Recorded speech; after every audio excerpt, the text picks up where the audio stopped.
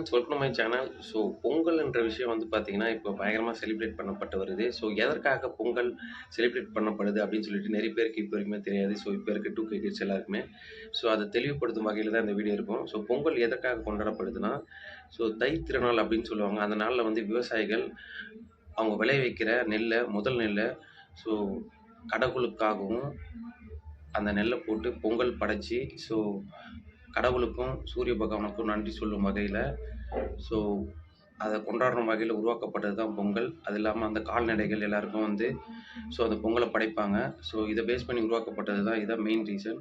First ஒரு நாள் மட்டும் தான் கொண்டாடப்பட்டிருந்தது. இப்போ காலப்போக்கில் ஸோ ஒரு 3 நாள் 4 நாள் அப்படின்னு சொல்லிட்டு போயிட்டுருக்கு. ஸோ இதுதான் மெயினான ரீசன்.